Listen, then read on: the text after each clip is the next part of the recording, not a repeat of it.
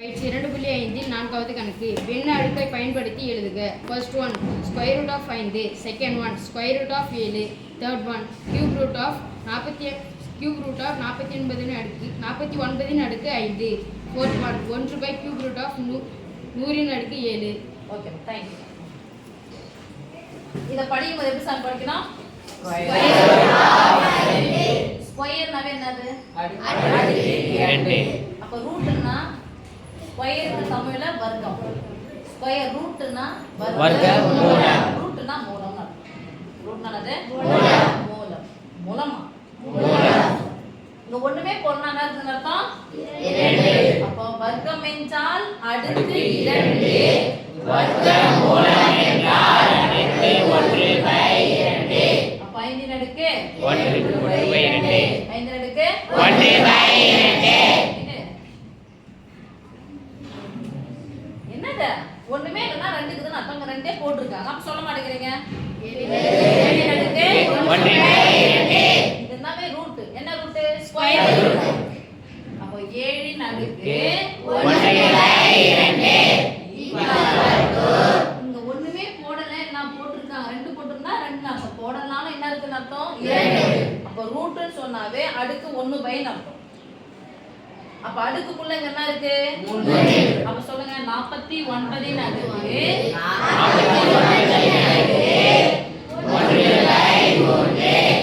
the whole power 5. என்ன சொல்லுமா? இதுனா மூலம்னு அர்த்தம். மூலம்னாவே 1/2 அர்த்தம். இங்க ஒண்ணுமே இல்லனா 2 போட போறீங்க. 1/2. 3 இருந்துச்சுனா 1/3. இது கனமூலம். இது வர்க்கமூலம். அடுத்து 5 இன் மூலம் இருக்கு, 4 இன் மூலம் இருக்கு. 4 இன் மூலம்னா உள்ள என்ன வரும்? 4 வரணும். 5 இன் மூலம்னா உள்ள என்ன வரணும்? 5 வரணும்.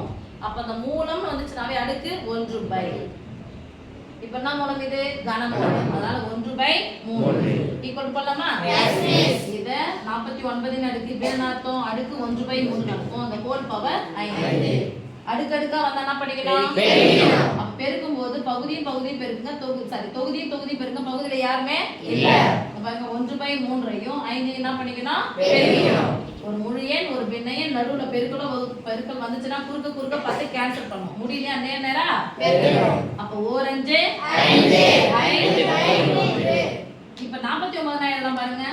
7 ஸ்கொயர் எழுதலாமா? Yes miss. நீங்க பெருக்குறீங்க அப்படிங்க 5/3 மறுபடியும் அடுக்கடுக்கா என்ன பண்ணிக்கணும்? எதை பெருக்கி போறீங்க? சொல்ல மாட்டேங்கிறீங்களா? 7 அடுக்கு 10/3. 7 அடுக்கு 10/3. ஓகே. அடுத்து இல்ல அப்படின்னு சொன்னா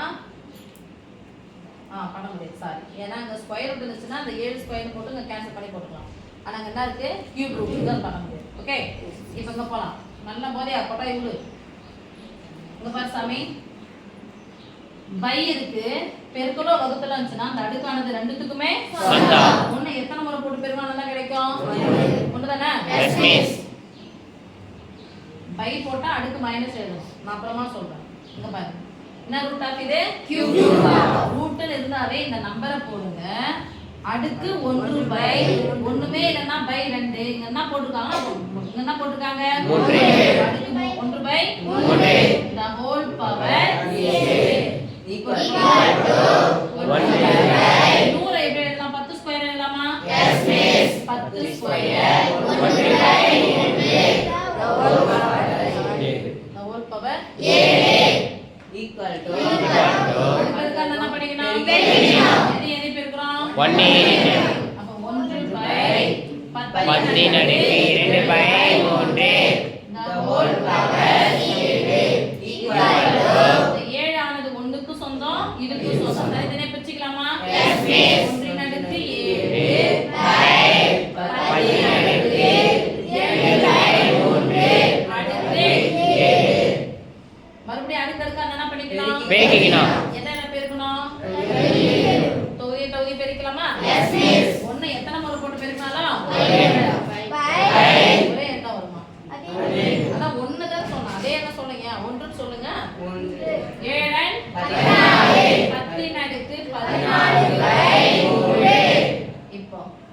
பையில வந்திருக்கா Yes, miss.